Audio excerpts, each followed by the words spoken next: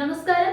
സംസ്ഥാന പോലീസ് മേധാവിയെ കണ്ടെത്താനുള്ള പ്രാഥമിക പട്ടികയിൽ ഇടം പിടിച്ച 6 പേരിൽ വിവാദങ്ങളിൽ ഉൾപ്പെട്ടിട്ടുള്ള എം.ആർ. അജിത് കുമാറും അർഹരായവരുടെ പേരുവിവരങ്ങൾ ഉൾപ്പെടുത്തിയ പട്ടിക ആഭ്യന്തര വകുപ്പ് കേന്ദ്രത്തിന് അയച്ചു.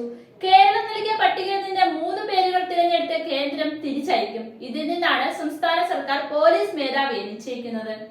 എം.ആർ. അജിത് കുമാർ ഉൾപ്പെട്ട പട്ടികയെ ചൊല്ലി രാഷ്ട്രീയ വിവാദങ്ങൾ വീണ്ടും തുടങ്ങുമോ എന്നതിലാണ് നിലവിലെ ആശങ്ക.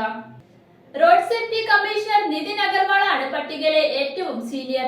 ഇന്റലിജൻസ് ബ്യൂറോ അഡീഷണൽ ഡയറക്ടറും കേരള കേഡറിൽ രണ്ടാമനുമായ റവാഡ ചന്ദ്രശേഖർ, വിജിലൻസ് ഡയറക്ടർ യോഗേഷ് ഗുപ്ത, ക്രമസമാധാന ചുമതലയുള്ള ADGP Manoj Abraham, SPG additional director Suresh Raj Purohit എന്നിവരാണ് പട്ടികയിലുള്ളത്.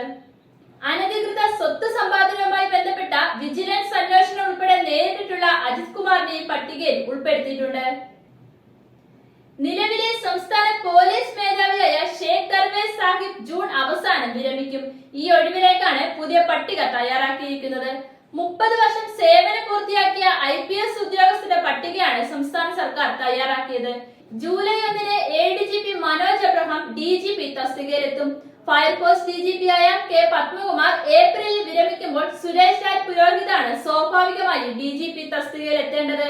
എന്നാൽ പ്രധാനമന്ത്രിയുടെ സുരക്ഷാ ചുമതലയുള്ള STPയിൽ രണ്ടാമനായ അദ്ദേഹത്തിന് 1 വർഷം കൂടി അവിടെ സേവനം നീട്ടി നൽകിയിരുന്നു. അതിനാൽ ഉടനെ കേരളത്തിലേക്ക് ഉണ്ടാകില്ല.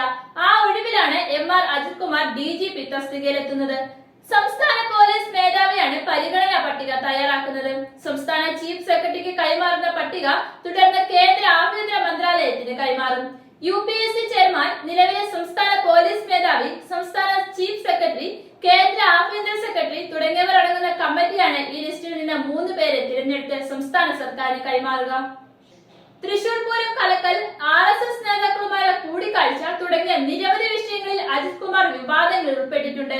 ഇതേ തുടർന്ന് ക്രമസമാധാന ചുമതലയിൽ നിന്ന് അജിത് കുമാറിനെ നീക്കി സർക്കാർ ഉത്തരവിറക്കിയിരുന്നു. പോലീസ് ബറ്റാലിയന്റെ ചുമതലയിലാണ് അദ്ദേഹം ഇപ്പോഴുള്ളത്.